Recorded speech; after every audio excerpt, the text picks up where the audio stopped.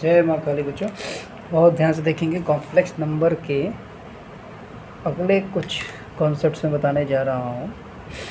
Properties of triangle है बच्चों, बहुत ध्यान से देखना है। प्रॉपर्टीज ऑफ ट्राइंगल,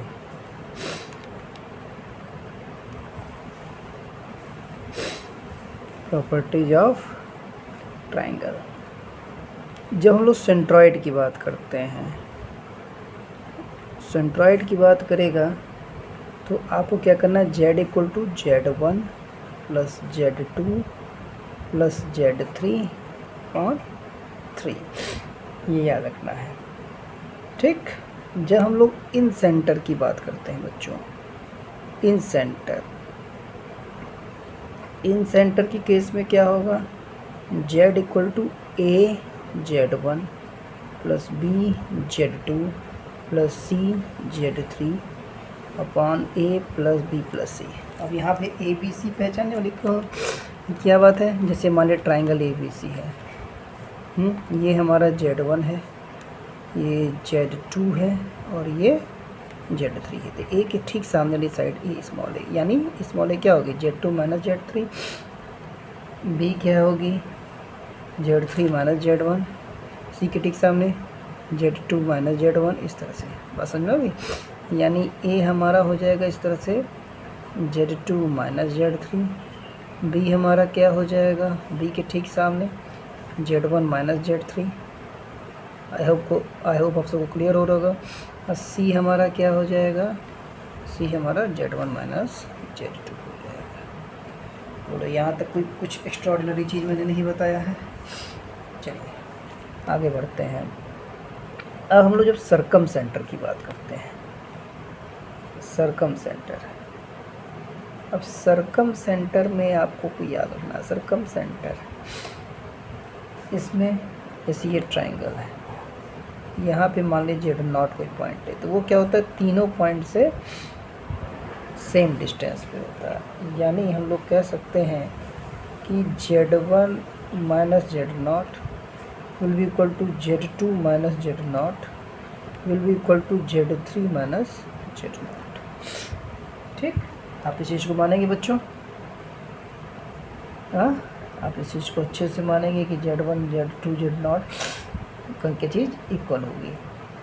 अब आते हैं हम लोग ऑर्थो सेंटर पे।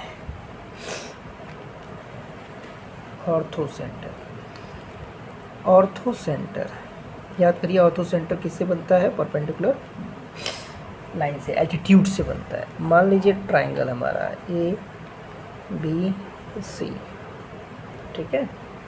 ये हमारा है Z1, ये हमारा है Z2 और ये हमारा है Z3, ठीक है।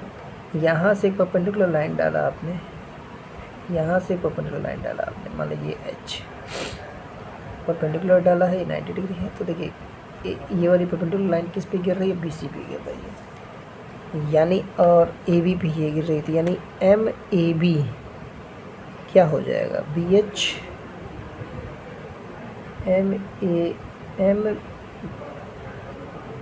MAH बोलिए AH, मान लीजिए MAH इंटू MBC, ये इंटू है, कितना आना चाहिए, -1। इसी तरह से MBC BH ले लीजिए, BH इंटू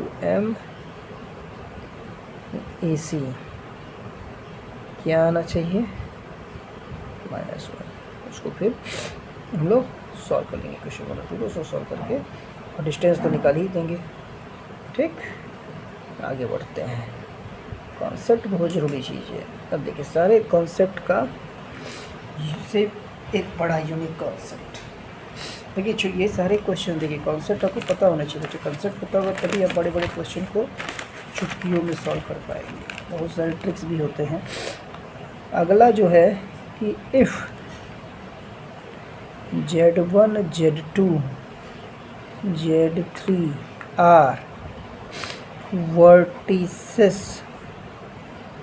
of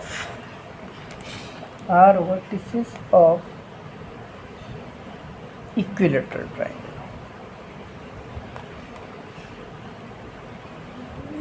तब हम लोग को क्या करना है, इक्विलेटरल ट्रायंगल में क्या करना है, Z1 का स्क्वायर प्लस Z2 का स्क्वायर प्लस Z3 का स्क्वायर बराबर Z1 Z2 plus Z2 Z3 plus Z3 Z1। ये आपको याद रखना है। तो जब भी इक्विलेटरल ट्रायंगल दिया रहेगा, ठीक है, तो ये बात याद रखिएगा। तो इससे हमारे बहुत खूबसूरत क्वेश्चन तुरंत लग जाएंगे। ठीक, चलिए अब अगला देखते हैं आगे क्या कह रहा है। इसमें तो कुछ छोटी छोटी चीज़ें आपको याद रखनी है कि जैसे इक्विलेटरल ट्रायंगल में जहाँ 90 डिग्री होता है,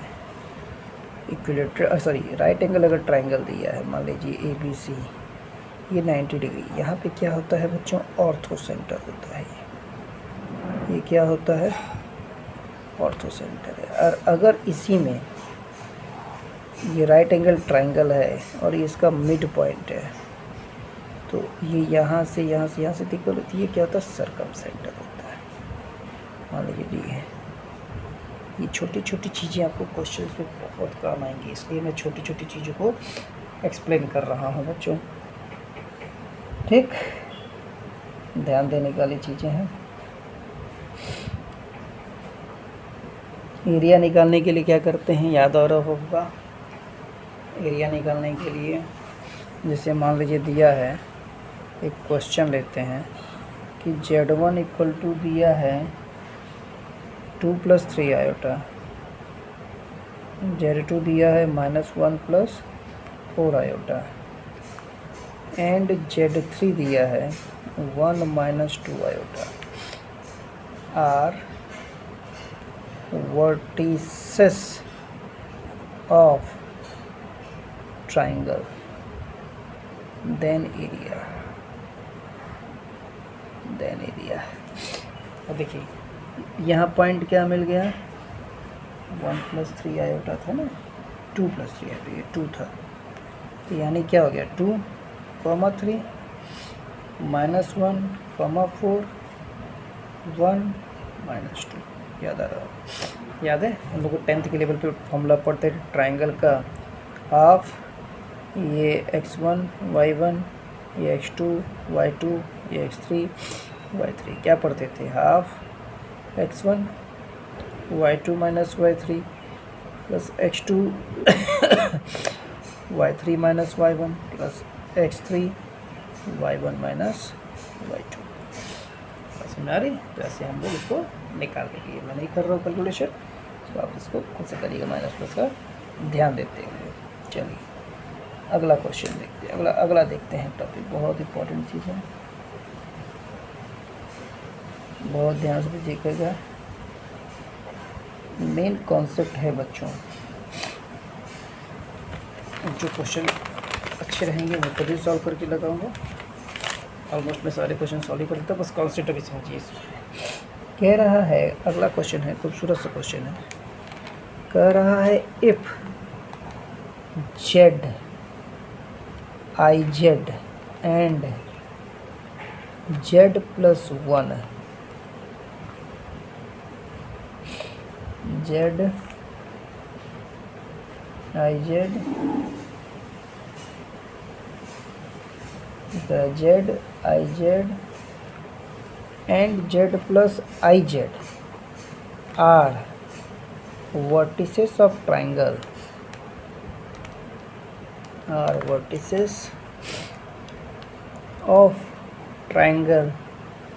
then area equal to what?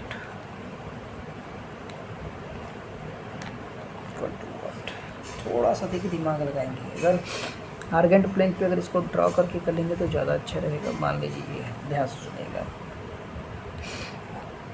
ये हमारा आर्गेंट प्लेन है, जेड हमारा क्या होता है, मान लीजिए जेड यहाँ पे है, ठीक है, जेड हमारा यहाँ पे है और जेड जेड और इस पे जो है थीटा है। तो अब हमको क्या करना है, इसको मैंने π/2 से मैंने बढ़ा दिया, π/2 से मैंने बढ़ा दिया, ये जेड है, तो ये हमारा क्या हो जाएगा, आई जेड। अब ये आई जेड है तो इसके पैरेलल भी आई जेड होगा, अब ये 90 डिग्री है, मान लीजिए 90 डिग्री है, तो ये भी 90 डिग्री होगा। पहला लाइन्स के कोइंसिडेंट का सम। अब मान लीजिए ट्रायंगल प्रॉपर्टी यूज करते हैं, तो ये क्या होगा? ये तो मॉड जेड हो गया ना, ये डिस्टेंस तो मॉड जेड हो गया। ये हमारा क्या होगा? ये होगा, ये जेड है तो Z plus iota Z, Z plus iota Z. बात समझ आ रही है? ये ऐसे जाना चाहिए था, मैंने यहाँ थोड़ा सा ये मतलब कि एक्स ये हुआ, इस पर नहीं है। ये हमारा क्या होगा? जेड प्लस आई जेड हो गया। ठीक, मैं इसको फिर से बना दे रहा हूँ। मान लीजिए ये हमारा है एक्सिस, यहाँ पे हमारा जेड है थीटा एंगल पे, ये मैंने π/2 से बढ़ा दिया, तो ये हमारा हो गया आई जेड। यहाँ भी हो गया आई जेड, मैंने इसको मिला दिया ट्रायंगल, तो क्या हो गया? जेड प्लस आयोटा जेड हो गया, ये वाली लाइन। ठीक, अब अगर ये 90 डिग्री, तो ये भी 90 डिग्री। 90 डिग्री की केस में ट्रायंगल की एरिया का फॉर्मूला क्या होता है? हाफ बेस, बेस तो मॉड जेड है क्योंकि ये डिस्टेंस है, मॉड जेड हाफ, ये जेड था ना, half mod Z into I Z, या मॉड आई जेड मान लीजिए, हाफ मॉड जेड इंटू माई मॉड आई का क्या होता है? आई का 1 ही हो जाएगा, यानी हाफ मॉड जेड का स्क्वायर। आई का मॉड तो 1 ही ना हो जाएगा, 1 का स्क्वायर तो 1 ही हो जाता है, तो हाफ मॉड जेड का स्क्वायर हो जाएगा। ठीक है, इस तरह से भी आप निकाल सकते हैं। आगे बढ़ा जाए, अगला देखिए क्वेश्चन। अब इसी में मान लीजिए बच्चों, जेड के बजाय ये जेड के साथ आयोटा की जेड ओमेगा कर दिया होता है, omega Z, Z plus omega Z कर दिया होता है। तो जेड के साथ केस में समझिए बच्चों, सॉरी ओमेगा के केस में ये जो एंगल है ये 90 डिग्री ना बढ़ के कितना बढ़ जाता? 120 डिग्री बढ़ जाता। 120 डिग्री बढ़ जाता। सिंपल सी बात समझिए, अगर ये 120 होता तो कितना होता? 60 डिग्री हो जाता। फिर से जेड, फिर से आई जेड। ये अगर मान लीजिए मेगा केस में जेड हो जाता, ओमेगा रहता अगर, तो ओमेगा का हम लोग जानते हैं कि ओमेगा की वैल्यू हमारी क्या होती है? ओमेगा की वैल्यू होती है -1/2 प्लस √3/2 आयोटा। अब ऐसी केस में आपको यहाँ ध्यान देना है, अगर ये 120 डिग्री है, ये कितना डिग्री होगा? 60 डिग्री।